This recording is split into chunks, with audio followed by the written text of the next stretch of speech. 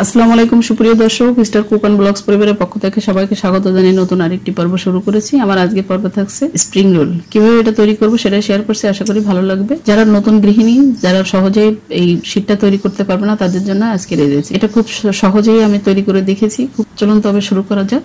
এর জন্য আমার লাগছে বোনলেস চিকেন 1 কাপ, আর নিয়েছি আদা বাটা রসুন বাটা 1 টেবিল চামচ, স্বাদ অনুযায়ী লবণ, আর নিয়েছি গোলমরিচ গুঁড়া হাফ চা চামচ, মরিচ গুঁড়া হাফ চা চামচ, ধনিয়া গুঁড়া জিরা গুঁড়া হাফ চা চামচ, আর নিচে 1 টেবিল চামচ সয়াবিন তেল নিয়ে অনবরত নেড়েচেড়ে এটাকে রান্না করতে হবে। যখন পানিটা শুকিয়ে আসবে, একটু ভাজা ভাজা হয়ে আসবে, তখন বুঝতে হবে এটা রান্না হয়ে গেছে। পাচ্ছেন এটা ভাজা ভাজা হয়ে আসছে। এবার দিয়ে দিচ্ছি গাজরটা একটু শক্ত, সেজন্য আগে একটু নেড়েচেড়ে সুন্দর করে ছটে নিচ্ছি। এখানে 1 কাপ নিয়েছি। এবার দিয়ে দিচ্ছি ক্যাপসিকাম কুচি 1/4 কাপ, আর সাথে নিয়েছি 2টা মরিচ কুচি, আর দিয়েছি বড় সাইজের 2টো পেঁয়াজ কুচি নিয়েছি। দিয়ে এবার অনবরত নেড়েচেড়ে এটাকে আর একটু ছটে নিয়ে এবার দিয়ে দিচ্ছি সবশেষে বাঁধাকপি কুচি 1 কাপ। এবার হাইটে রেখে এটাকে অনবরত নেড়ে চেড়ে পানিটা শুকিয়ে নেব, পানিটা টেনে নিতে হবে। আমি এটা এমন পর্যায়ে রান্না করব যাতে এটা একটু শক্ত ভাব থাকে। এই পর্যায়ে দিয়ে দিচ্ছি টমেটো সস 1 টেবিল চামচ, আর সয়া সস 2 চা চামচ, আর সবজির জন্য লবণ লাগবে সেটা দিয়েছি স্বাদ অনুযায়ী দিয়ে। এবার লাগবে আমার এখানে কর্নফ্লাওয়ার হাফ চামচ নিয়েছি, নিয়ে 1 টেবিল চামচ পানি সেরে দিয়ে এবার গুলিয়ে নিয়ে এর সাথে অ্যাড করে দিয়ে নেড়ে ছেড়ে যখন একটু আঠালো ভাব হবে তখন এটাকে আমি নামিয়ে রাখবো। সাথে সাথে এটাকে কড়াই থেকে নামিয়ে নিতে হবে যাতে এটা ওভারকুক না হয়ে যায়। এবার উঠিয়ে নিচ্ছি, দেখতে পাচ্ছেন হয়ে গেছে। এবার চলে আসছি ডো তৈরিতে।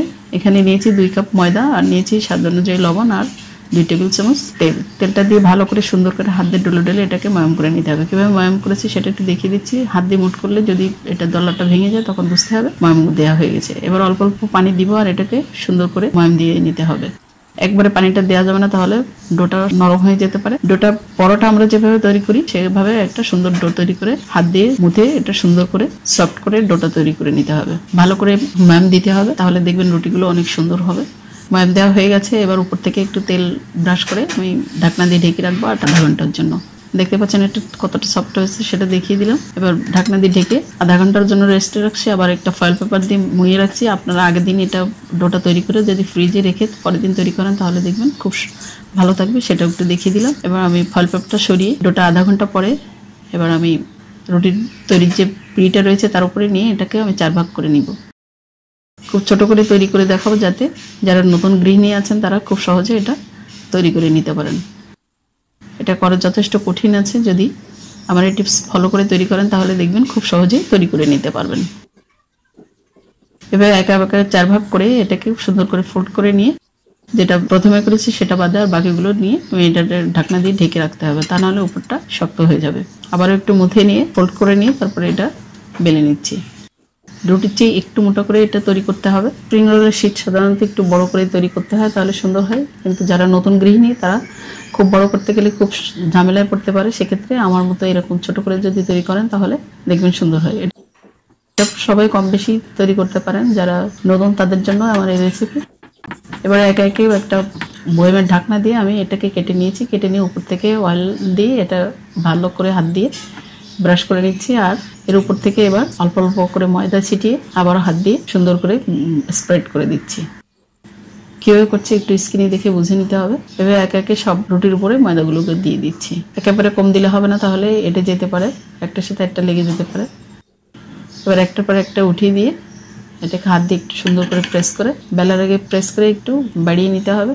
তো খুব আলতো হাতে এটাকে বেলতে হবে যাতে একটার সাথে একটা লেগে না যায়। যদি খুব চাপাচাপি করে যদি সাইডগুলো খুব চাপাচাপি করে বেলা হয় তাহলে এটা সেঁকে নেওয়ার পরে ছাড়াতে কষ্ট হবে। সেক্ষেত্রে খুব আলতো হাতে এটা করতে হবে, ঘুরিয়ে ঘুরিয়ে করতে হবে, উল্টে পাল্টে এটাকে তৈরি করে নিতে হবে। এটা কতটা পুরো হয়েছে সেটা একটু দেখিয়ে দিলাম। এবার চুলায় একটি ফ্রাই প্যান বসিয়ে দিয়ে দিয়েছি যে তৈরি করা রুটি, সেটা সাথে খুব অল্প আছে মিডিয়াম আছে এটাকে ভেজে নিতে হবে। এক পাশে যখন ট্রান্সপারেন্ট হয়ে যাবে তখন একটু উল্টে দিতে হবে, আবার একটু উল্টে দিচ্ছি। দেখতে পাচ্ছেন এটা ছাড়ানো শুরু করেছে। সাইড থেকে যখন ছাড়ানো শুরু করবে তখন বুঝতে হবে এটা হয়ে গেছে। আমি আরও একটা রুটি ভেজে দেখাচ্ছি।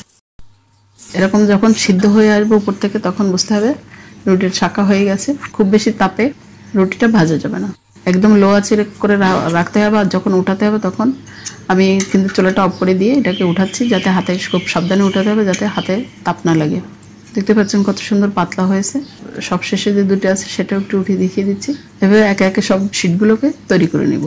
দেখতে পাচ্ছেন হয়ে গেছে। একটু দেখিয়ে দিচ্ছি কেমন হয়েছে পাতলা। এভাবে পাতলা হলে সমোসা কিংবা অন্থন কিংবা রোল তৈরিতে খুব সুন্দর হবে এবং এটা ভাজার পরে খুব ক্রিস্পি হয়। এবার সাইড থেকে একটু সুন্দর করে ডিজাইন করে কেটে নিচ্ছি, চারকোনা শেপে কেটে নিচ্ছি। আপনারা এটা আস্ত রেখেও রোলটা তৈরি করে নিতে পারবেন। আর সাইড থেকে যে অংশটা থেকে যাবে এটাকে ভেজে খাওয়া যাবে, এটাও খেতে খুব মজা হয়। কেমন হয়েছে সেটা একটু দেখিয়ে দিচ্ছি। শীটগুলো কাটা হয়ে গেছে। এবার কিছু আস্ত শীট রেখেছি যেগুলো আমি আস্তভাবে তৈরি করে দেখাবো। এবার এখানে 2 চা চামচ ময়দা নিয়ে অল্প অল্প করে পানি দিব আর সুন্দর একটা আটা তৈরি করে নিতে হবে। এই আটাটা স্প্রিং রোল তৈরিতে ব্যবহার করব। অল্প অল্প পানি দিতে হবে, তৈরি করতে হবে, আটাটা রেডি করতে হবে। হয়ে গেছে আটাটা রেডি করা। এবার চলে আসছি রোল তৈরিতে। সুন্দরভাবে পুরটা দিয়ে গুছিয়ে নিতে হবে, তারপরে চারিধারে এই ময়দার যে আটাটা তৈরি করেছে সেটা লাগিয়ে নিতে হবে। এবার খুব সুন্দর করে এটাকে ফোল্ড করে নিতে হবে, খুব সাবধানে করতে হবে, চেপে চেপে করতে হবে যাতে কোনোভাবে পুরটা বেরিয়ে না আসে। আবার খুব সুন্দর করে এটা সিল করা যায়। কিভাবে করছে একটু স্ক্রিনে দেখে বুঝে নিতে হবে।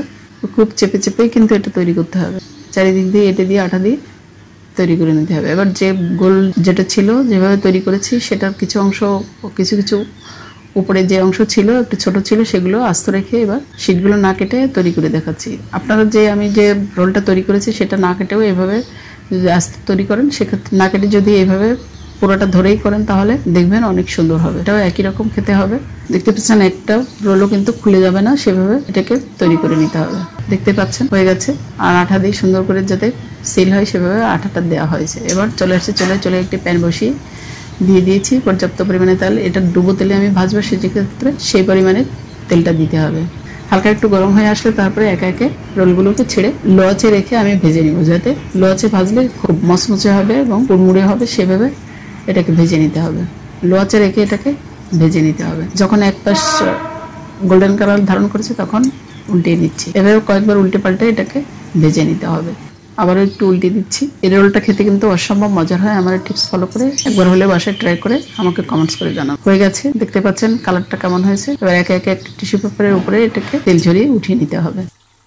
হয়ে গেছে, দেখতে পাচ্ছেন উঠিয়ে নিয়েছি। দেখতে পাচ্ছেন কত সুন্দর হয়েছে। এটা খেতেও কিন্তু অসম্ভব মজার হয়েছে। এবার একটা আমার অন্যভাবে তৈরি করা ছিল, সেটাও একটু ভেজে নিয়েছি।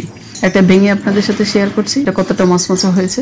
দেখতে পাচ্ছেন এটা খুব ক্রিস্পি এবং খেতেও অসম্ভব মজার হয়। আশা করি রেসিপিটি আপনাদের কাছে ভালো লেগেছে, সহজ লেগেছে। যদি ভালো লাগে তাহলে প্লিজ একটা লাইক দিয়ে আমার চ্যানেলটির সাথে থেকে যেতে পারেন। ধন্যবাদ সবাইকে। আবারও দেখা হবে নতুন কোনো রেসিপিতে। সেই পর্যন্ত সবাই ভালো থাকবেন, নিরাপদে থাকবেন। আল্লাহ হাফিজ, আসসালামু আলাইকুম।